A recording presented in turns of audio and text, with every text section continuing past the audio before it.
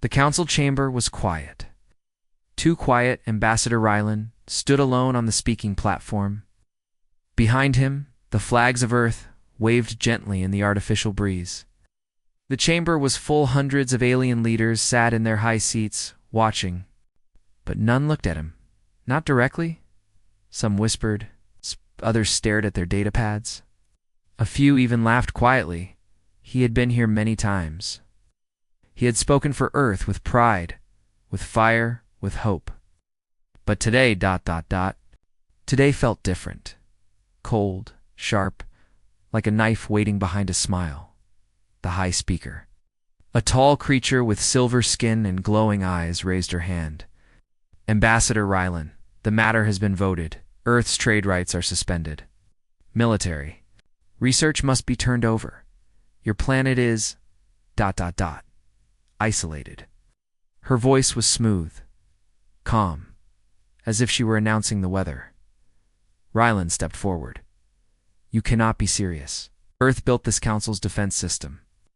We saved you during the Zalith invasion. We signed every treaty. We followed every rule. The High Speaker did not blink. The council's decision is final. Chamber lights dimmed. Vote was sealed. It was done. Earth's president, Alina Moreau, stood in her war room under the white dome. The generals looked tired. The scientists looked afraid. The screen in front of her showed the council message. Repeating every minute, effective immediately. Earth is cut from all council networks and territories. All ships returning to Earth are under arrest orders. Military expansion is forbidden. This war? General Rivas asked. It's betrayal, Alina replied. Betrayal has a cost, a quiet voice answered from the corner. It was Director Kian, leader of Earth's secret intelligence network. It's time, he said. We activate Wrath Protocol. No one spoke for 5 seconds. Then Alina nodded. On Mars, huge doors opened under the red dust. Beneath deep hangars came alive. Titan-class battleships, black, silent, terrifying, began to rise. Their hulls shimmered with next-gen stealth metal, engines powered by core fusion. On Earth's moon, a massive AI fleet hummed awake. No crew, just code and orders. On Europa, hidden under ice, a base launched a burst signal toward Earth's outer colonies. The signal was clear: prepare. For years, Earth had built in silence. After the first betrayals, after the false peace talks, after the Council sent agents to spy and steal, humanity didn't forget. They remembered everything, and they planned. Admiral Cassian stood aboard the ESV Indomitable, Earth's first Void Command flagship. His eyes scanned the fleet display. Ships were leaving secret docks across the system, thousands of them. This was always going to happen, he said to his second. They used us until they feared us. Now they'll learn why they were right to fear. Back on Earth, the news had not yet broken. Civilians still believed in peace. The media spoke of delays, of policy changes, of talks, but under the Atlantic Ocean, in a facility called Deep Core, scientists ran final tests on a new weapon. A small orb of energy floated in a chamber-folding space itself. Quantum singularity. Driver. Stable, one technician whispered. They didn't know where it would be used. Only that when it did, something would vanish from the universe. In the dark space near Saturn, a listening post picked up strange movement. Sir, alien ships... moving fast. Towards our outer colonies, the operator shouted. The officer leaned forward. Council ships? Signal cleared. Dozens of Council warships, masked as a trade patrol, now burned fast toward the colony of Halon 3. Notify command. It begins. Earth's message went silent. All channels were cut. No signals in, no signals out. But in that silence, Earth moved. Warships. Launched. Stealth cruisers jumped to Council space. Satellites repositioned. Defense grids powered up, and across Earth's military stations, one phrase repeated: we are no longer asking, we are acting. Ambassador Rylan left the Council chambers quietly. He walked past the statues, past the marble columns. He didn't look back. His personal ship, a small scout class named Echo Blue, waited in the docking bay. As he entered, his AI greeted him. Ambassador, you have 22 encrypted messages from Earth. Orders are in place. Shall I decrypt? Yes, he said. His voice was calm, hollow. As the ship left Council orbit, he looked at the stars. You betrayed us, he whispered. Now you'll see what Earth becomes, ... when trust dies. The Council met again, this time behind closed doors. Some members were nervous, others laughed. They're only human. What can they do? They'll complain. Maybe a protest. They'll fold like always. They have no allies. Let them burn alone. But the elders of the Thren Empire, old and wise, did not smile. One of them stood slowly. You fools. You never watched them closely. You never asked why Earth stopped showing their full tech. You thought they were weak because they didn't retaliate. But you forget what they are. Everyone turned to him. They are defenders, until they are not. 1 week passed, Council ships reached Hylon-3. They expected surrender. Humans there numbered only 300. It's mostly miners and engineers. But as the warships entered orbit, alarms triggered. A single object launched from Halon's surface. It moved fast, faster than light. The Council commander laughed until it tore through their lead cruiser. The rest of the ships panicked. They tried to retreat. Too late. From the nearby asteroid belt, a cloaked fleet, decloaked human ships. Dozens, each one painted in black and steel. Each one carrying the seal of Earth's new command. Vengeance class. The battle was short. No human ships lost. Council survivors sent distress calls. None were answered. Only one message was received back. Leave or be removed. On Earth, President Alina watched the reports. Her hands were steady, her eyes cold. We don't strike first, she said. But we end what they start. The generals nodded. Where is our first message going? She looked out the window at the stars. 2. Thexar Prime, she said. Let them be the first to understand what fire feels like. The people of Earth had waited too long. Waited while their heroes died in council wars. Waited while their science was stolen. Waited while their ambassadors were laughed at now. There would be no more waiting now. The fire would fall. And this time, humanity would answer. Not with words, not with peace, but with fire and fury. They called Earth peaceful. They called humans weak. But they never looked deeper. For years, the galaxy saw Earth as a new member, a helper, a builder. Humans were welcome in trade, in science, and even in war, but only as support. Never as leaders. That was a mistake. Deep under Earth's oceans, on the far side of the moon, beside hollowed-out asteroids, humanity had built something the Council never imagined. Not ships, not bombs, a war machine. It started after the first betrayal when Earth's ambassador was poisoned during a peace dinner. The Council called it an accident. Earth called it a warning. So Earth began building, quietly, secretly Titan class. Ships, AI-controlled fleets, gravity-fold weapons, orbital stealth platforms. Earth poured every drop of genius into making sure that if betrayal ever came again, it would be the last. Now that day had arrived. Admiral Cassian stood in the heart of Luna Command. The entire wall in front of him showed live feeds from every fleet. Thousands of ships were preparing. His voice was steady. Begin Wrath activation protocol. Across the solar system, Earth's true power came alive. From Saturn's rings, cloaked strike cruisers decloaked for the first time in 30 years. From Jupiter's orbit, a mobile dry dock launched a ship larger than any in Council history. From Earth's polar bases, railguns turned toward the stars.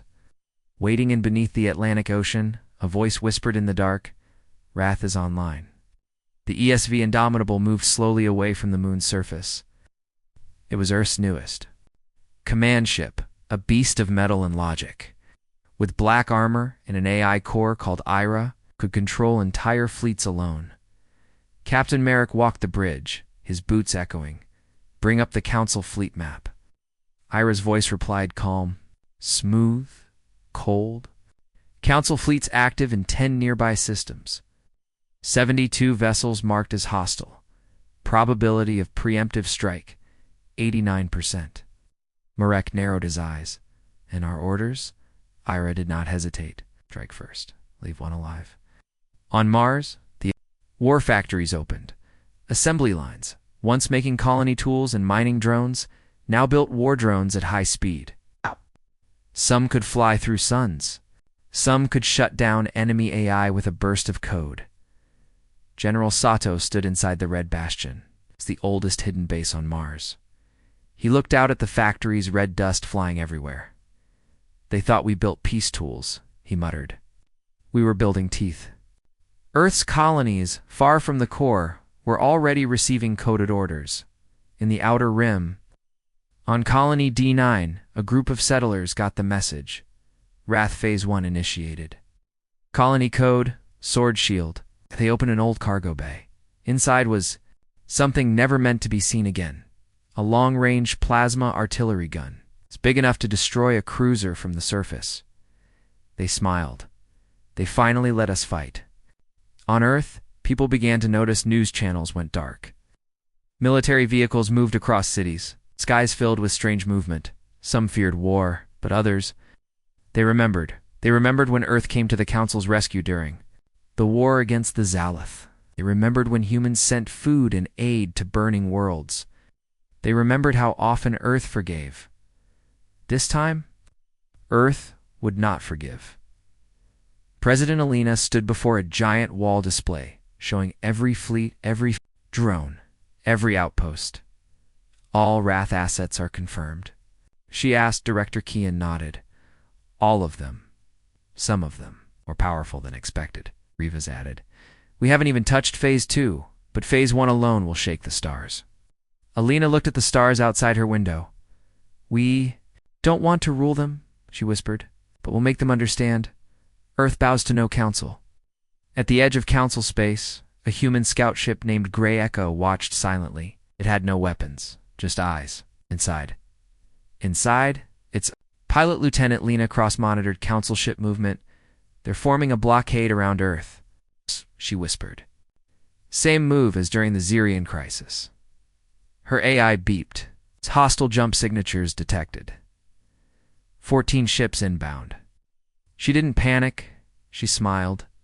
Send signal to Earth, then jump. At Luna Command, Cassian received the signal. There. Moving fast, said his comms officer. Blockade confirmed. Council fleet will enter Earth space in 36 hours. Cassian gave the order. Send the message to all units. All across Earth's military and colony networks, the same transmission. Played. They move. So we rise. Every ship turned, every weapon powered, every soul hardened. On the hidden base known only as Forge Point, floating deep inside a dying star, an old man stood alone. He was one of the original Wrath engineers. He had not seen Earth in 22 years. The message reached him. He activated the final ship. It had no name, no crew, only purpose: deliver judgment. Meanwhile, on the Council's capital world, a few races still thought this was just another Earth. Protest. They laughed in their towers. They sent mocking messages. They thought the Council's power was unbreakable then. Something happened. A Council fleet stationed near the neutral zone vanished. No signal, no escape pods. No survivors, just one thing left behind floating in space. A black metal panel. Words burned into it. You should have never betrayed Earth. Panic started in the Council. Some members wanted to pull back. Some wanted to strike harder, but none could agree. The Council was cracking. Earth wasn't responding to calls, not answering any diplomatic message. It was like they had gone dark. But in truth, they were only waiting. Back on the Indomitable, Admiral Cassian stood before his fleet. Council. Fleets will enter Earth space in 35 hours. They will expect surrender. Or fear. He paused. We'll give them neither. He looked at his officers. Human. Calm. Brave. Start the jump engines. Set course to Vexar Prime. If we must show them our power, then let it begin with fire. As the fleet jumped into the dark, humanity went to war. Not because they wanted to, but because the Council made the worst mistake possible. They betrayed Earth, and Earth had never stopped preparing. The XR Prime was the heart of the Council's pride, a shining city world, covered in glowing towers and golden domes. It was a place of politics, wealth, and power. Council Command had its main offices there. The Council's military elite lived. On floating islands above the atmosphere, the people of Vexar believed they were. It's untouchable. They had fleets, defenses, shield walls that wrapped the planet in an energy cocoon. Defense satellites hovered like stars above them. No one dared to attack. Not even the Zoran war clans centuries ago had tried. But that morning, the sky changed, and so did everything else. Council Admiral Drelk was sipping blue wine in his private office when the alert sounded. Red lights flashed across his glass walls. A hologram lit up with a single word: unidentified jump signature. Class, Titan flagship, origin, Earth. He choked on his drink. He ordered a scan, ordered the fleet to move, ordered the shield to max. Then the second alert hit. Multiple jump signatures. Dozens. No Council ID. Earth fleet confirmed. He stood frozen. It's impossible, he whispered. They shouldn't have this many ships. But they did. They had come. The people of Vexar looked up at the sky. A tear had appeared in space, like the sky itself had cracked open. From that tear, black ships poured out, silent, dark, massive. Each one was sharp and smooth, like a blade moving through water. They moved fast. It's perfectly timed. No wasted movement. No warning shots. Within minutes, the defense satellites blinked out, one by one, like lights being turned off. Admiral Cassian stood on the bridge of the Indomitable. He watched the Xer's shield grow closer. "Ira," he said calmly. "Status." The AI's voice echoed through the command deck. "Planetary shield at 92%. 38 orbital defense satellites eliminated. Enemy fleet responding. Launching counterstrike." "Deploy Wrath drones," Cassian ordered. "Target shield generators. No civilian zones." Drones launched from the fleet's small black machines, moving faster than the eye. They split into hundreds, each programmed for one job. Destroy on the surface. Panic spread. The Council's leaders tried to escape, but airfields were destroyed in precision strikes. No chaos, just control. A small Council warship rose from the capital zone, firing wildly toward the sky. It didn't reach orbit. A single kinetic rod fell from orbit, pure metal, no explosives. It hit the ship at Mach 4.5. There was no explosion, just vapor. In Council HQ, alarms screamed. Councillor Marvick shouted into his cum, "Tell them we surrender." We surrender, but there was no response. Earth wasn't listening, or maybe Earth didn't care anymore. The Council fleet finally engaged. Their ships fired thousands of pulse rounds, missiles, and beam weapons. The human fleet moved between them like water. For every 10 shots fired, Earth ships dodged 9. The 10th, caught by adaptive shielding, and answered with a blast. Earth's railguns hit with so much force. Entire Council cruisers cracked in half. Missile pods launched from hidden compartments. Each missile locked onto weak points. Knotholes. Council captains realized they weren't fighting soldiers. They were fighting a system, a machine. Back on Earth, President Alina watched the feed. The Xor's shield was flickering. "Are the command centers targeted?" she asked. General Rivas nodded. "Confirmed. No civilian zones hit. Only government towers, defense stations, fleet command centers." Alina looked tired. "And casualties minimal. Our fleet is broken." "Gave them everything," she said.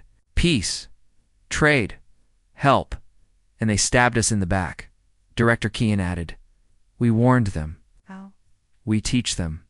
In orbit, the shield finally cracked. It didn't explode, bent, then shattered like glass falling into space. Admiral Cassian gave the order. No landings, just message delivery. A single drone dropped from the Indomitable, flew silently. Toward the capital inside, it carried a black box. When it reached the top of the council tower, it hovered. A voice echoed across every screen and building on the planet. A human voice. Calm, hard, clear. We were friends. We were allies. We were builders. You chose betrayal. So now we choose justice. Earth will never kneel again. Then the drone dropped the box. The moment it touched the ground, it activated a pulse. No explosion, just a signal. Every single remaining council ship in orbit lost power, completely dead. The Indomitable turned away from the planet. The fleet followed. Behind them, Vexar burned, but only where it needed to. Earth had sent a message. Not just with weapons, but with discipline. They didn't slaughter civilians. They didn't destroy cities. They didn't conquer. They warned. And now, the galaxy was listening, across council space. Spread like fire, Vexar Prime defeated. In one day, no chance, no escape, no survivors in the fleet. Some called it the beginning of a new war. Others called it the end of the old one. Either way, no one laughed at Earth anymore. The council chamber was in chaos. Alarms flashed red. Holograms floated in the air, showing Vexar Prime once, their shining capital, now smoking, broken, and silent. The council leaders sat in a circle, but no one looked in control. The room, that once held quiet power, now held loud fear. They destroyed Vexar in one strike. Screamed Councillor Var, slamming his fist on the table. We had fleets, shields. How did they get through all of it? Humans cheated, said another. They must have used illegal tech. Black hole weapons. Forbidden A is no, interrupted Councillor Tresh. They used preparation. They knew we would betray them.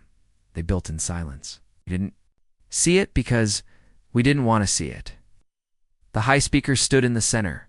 She had never looked this pale before. We must respond, she said. A joint fleet. All members. We hit back before they strike again. Silence followed her words. Then the voice of Councillor Zen broke through. Strike again? He laughed darkly. They're not hiding. They sent a fleet to our strongest world. They told us what comes next. He held up a small black Devisa message drone that had landed on his home world. Just hours ago, he tapped it. The message was from Earth, a short one. We are not at war. We are ending one. President Alina sat with her defense council. Every screen showed council. Fleet movement ships were withdrawing.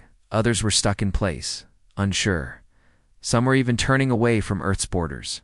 They don't know what to do, said General Rivas. They're afraid to move forward. Afraid to retreat? They're broken, said Kian.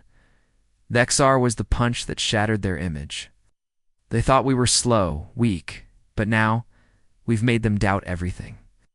Admiral Cassian appeared on the screen. Permission. To move forward, he said. Let the next world feel the warning. Alina nodded slowly. Who's next? Cassian smiled faintly. Sir? Velxor was not a military world. It was rich, yes, and famous for its floating cities and luxury towers. But it had little defense. Still, it was important. Its leaders had voted against Earth. They had called humans useful tools, not partners. Now, Earth was sending a message back. On Velxor. The elite watched the news from Nexor and laughed nervously. They won't come here, said one governor. We're not a threat. We're just trading tech. Earth wouldn't dare destroy a neutral center like us. But inside the city core, alarms sounded in the upper skies. Something dark appeared. First one, then 50, then hundreds. Earth's second fleet had arrived. No declaration, no warning, just shadows in the sky. They hovered above Velxor like storm clouds, silent and heavy. Then a signal came. It was sent to all of Velzar's screens. Radios and neural links. This is not revenge. This is correction. No cities will be harmed. No people will be touched. We are here for your leaders. They chose betrayal. Now they answer for it. Velzar's government centers went dark. One by one, they shut down shields, turrets, drones, alls, disabled by Earth's signal worms.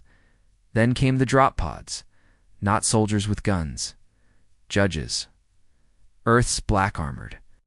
Marines marched through the streets without firing a single shot. They entered government buildings, arrested officials, and uploaded files into Velzar's system. Truth files. Every lie told by the Council. Every broken deal. Every backdoor order to sabotage Earth's growth. The people watched in shock. They didn't resist. They welcomed it. The Council watched from far away. They tried to send ships to stop it, but their fleets refused to go. The commanders had seen Nexar. They had families, they had doubts, and they had no chance. Inside the council chambers, the High Speaker slammed her staff. We must act. If we do nothing, we are nothing. But her words had no power now. Worlds were already leaving the council. Smaller species that had once followed every order were now cutting ties. Why? Because they had seen Earth's discipline, its power, its control. Earth didn't burn Velxer. They showed what real force looked like, strength with restraint. On Earth, Alina stood before the world. The broadcast was sent to all colonies, stations, and even open channels the council could hear. Her words were simple. When we joined the council, we offered peace. We gave our best. They took it. Then they turned on us. And now we show them what happens when humanity is betrayed. She paused. We are not monsters. We are not invaders. But we are not victims either. The broadcast ended with one final line. We came to build the galaxy. But if you try to break us, we will rebuild it without you. The galaxy trembled. Council worlds locked their skies. Council members whispered of surrender. Some begged for Earth's forgiveness. Others plotted in the shadows. But all of them, no matter where they were, knew one thing. No. One thing: no, Earth was no longer the helper. Earth was the storm. The skies over Velxer were no longer blue. Black shadows from Earth's fleet blocked the sunlight. The planet's high towers, once shining with gold and silver, now looked like silent needles under the dark. Velxer had always been proud, rich, powerful. But that morning, it felt cold. It felt helpless. Admiral Cassian stood at the command table inside the flagship Eclipse. His eyes followed the map of Velzar's capital. Status. Ira, the ship's AI, responded calmly. All major defense systems have been disabled. Government towers secured. 17 council-aligned officials captured. No resistance detected. Movement from local militia? None. They're standing down. Cassian nodded slowly. Prepare for Phase 2. We move in. On the ground, Earth's black-armored Marines moved like ghosts. They didn't speak. They didn't fire. They didn't threaten, but every step they took made the city shake. Civilians watched from windows, from rooftops, from balconies. No explosions, no screams. Only silence and precision. Earth wasn't invading. It was correcting in the Velxer High Council Tower. Governor Kilos watched the security feed with shaking hands. He saw Earth's soldiers calmly walk through the gates. He saw the tower's guards lower their weapons and step aside. He saw one of Earth's officers place a small, black box in the center of the hall. Then the message played. A hologram rose. President Alina's voice, echoing through every corner. To the people of Velxer. You are not our enemy. Your leaders chose betrayal.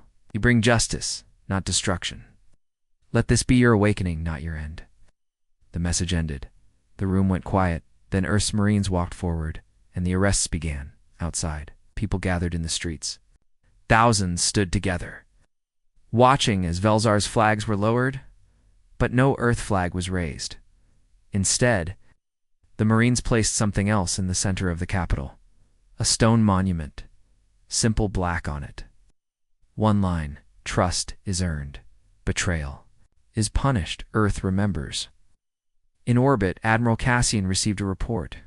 Velxer secured. No shots fired. No casualties.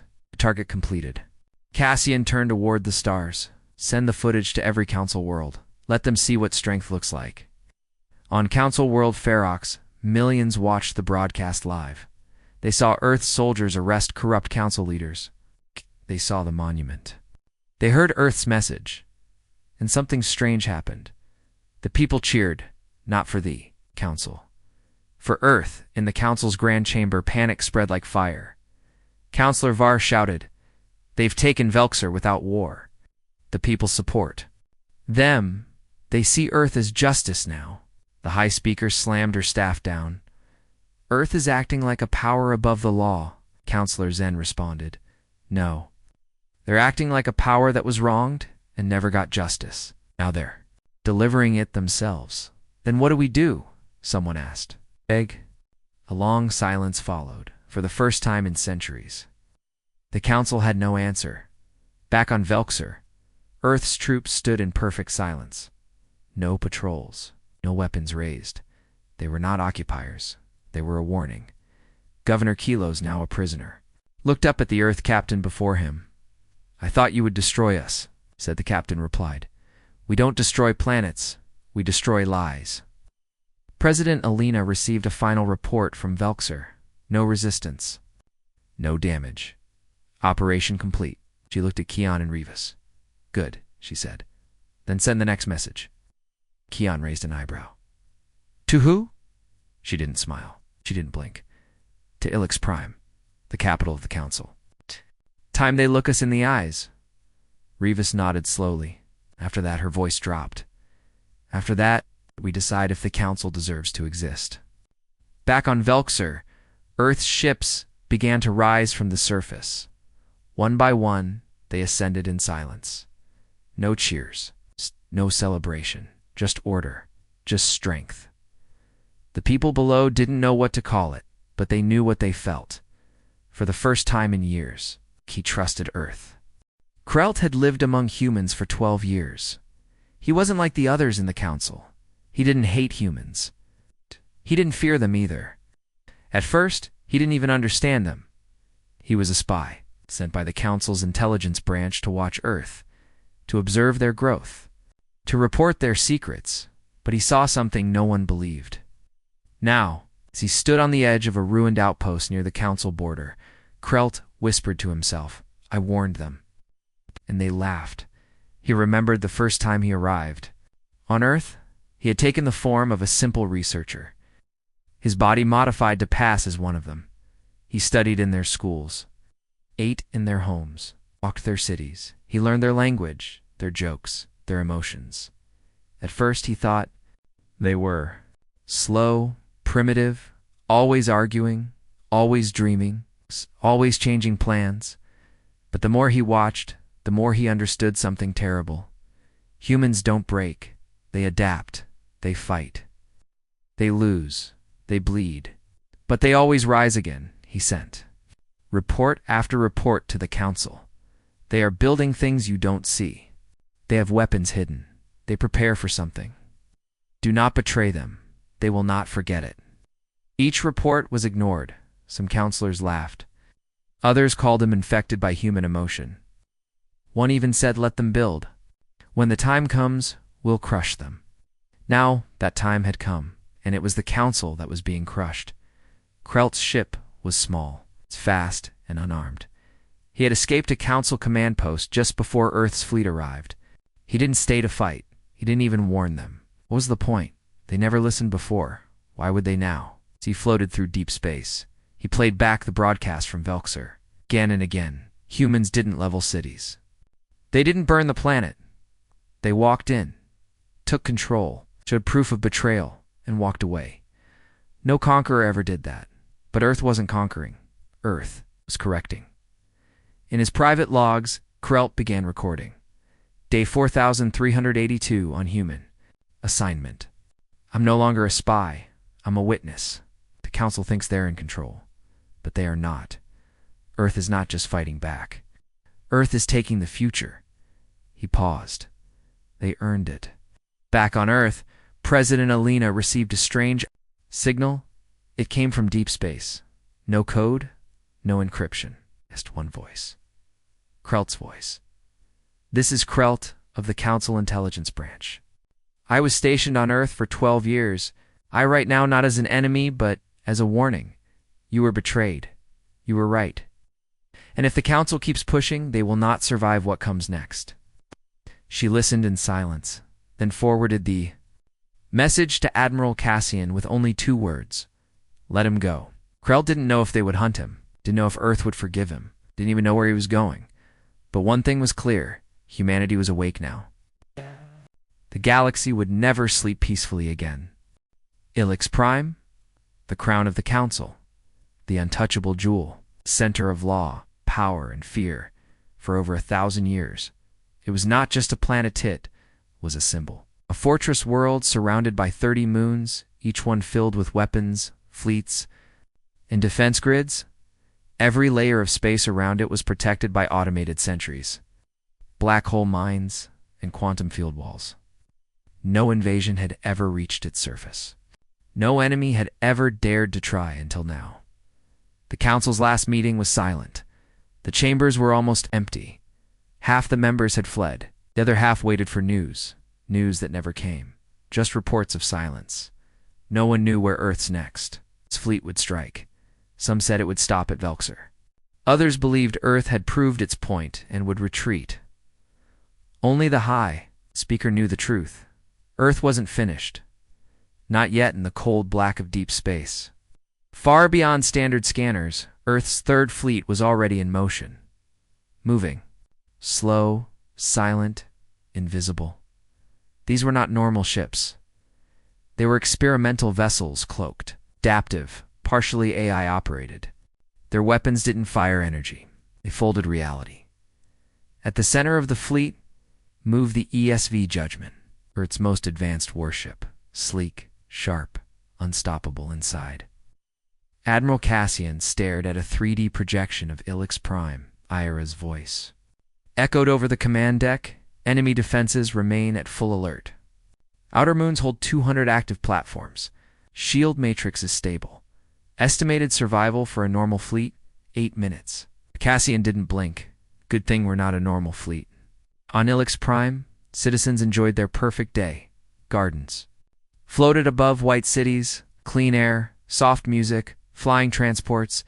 They had no idea what was coming. In the military command tower, the council generals were nervous. One of them finally asked, "Why haven't they attacked yet?" Another whispered, "Maybe they're afraid of Ilix." Then the lights went out. It began with silence. No alarms, no sirens. Just black. The sky dimmed. The stars disappeared. Then all at once, the space above Elox tore open. Earth's 3rd fleet. Dropped from the void, no warning, no sound like ghosts. The Council fleet tried to respond, tried to lock on, but their systems failed. Targeting scrambled, comms jammed. Shields dropped. Ira spoke inside the Judgment. Suppression field is holding. Enemy unable to return fire. Cassian gave the order, "End this." The Earth's fleet did not fire at cities. Instead, they targeted Council control centers, military satellites, communications hubs, and AI cores. Precision strikes. One after another. Dozens of structures vanished into light. Not even rubble remained on. The ground. Soldiers dropped their weapons. The power grid failed. The defense AI went offline. And for the first time in centuries, Ilix Prime was defenseless. In the council hall, the High Speaker stood alone. Her voice shook as she tried to open. A channel, Earth Command. "This is the Speaker of Ilix. We request." The screen in front of her blinked. A video played. President Alina's face appeared, calm, still. "No request will be accepted. No plea will be heard. This is not war. This is judgment." And then they came Earth's landing craft, not with tanks, not with bombs, but with envoys, war judges, and drone recorders. Every council office was entered. Files were pulled, evidence collected, betrayal recorded, names listed, orders traced and broadcast across the stars. The truth could no longer be buried. Citizens of Ilix gathered by the thousands. They expected flames. They expected death, But Earth didn't bring fire, they brought facts. Truth, proof of every deal. Every lie, every stolen tech. Every forced vote against Earth. The Council was exposed, and Earth's message was clear. We do not want your world. We want your lies to end. The High Speaker was arrested by Earth's envoys. No trial, no guards, just silence. Her last words before disappearing. We made them. Now we answer to them. From orbit, Admiral Cassian watched Ilix Prime go quiet. No resistance, no rage, just silence. He looked at the stars and said, "They thought this was about war. It was never war. It was justice." Back on Earth, Alina watched the last data feed from Ilix's status. She asked, Ton replied, "Council power is broken. Every world sees them differently now. Earth is no longer a member. Earth is the balance." "General." Revis leaned in. "What now?" Alina stood. "Now we show them the new order, built on truth and forged in fire." The Council was no more. Its towers had fallen. Secrets were revealed.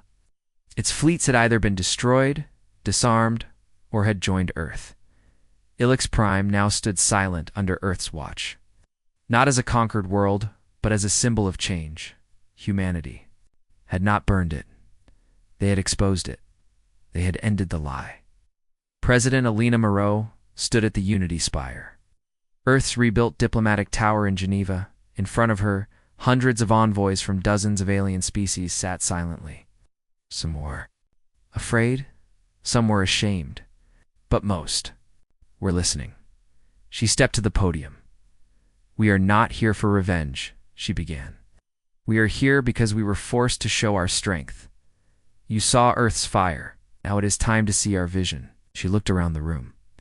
For too long, this galaxy was ruled by the few, the rich, the connected, the powerful. The Council betrayed peace and silenced truth. She paused, "But we didn't destroy them, didn't wipe out their cities. We could have, but we didn't." Her voice grew louder. "Because we are not conquerors. We are builders, defenders. We don't want to rule the stars. We want to protect those who can't."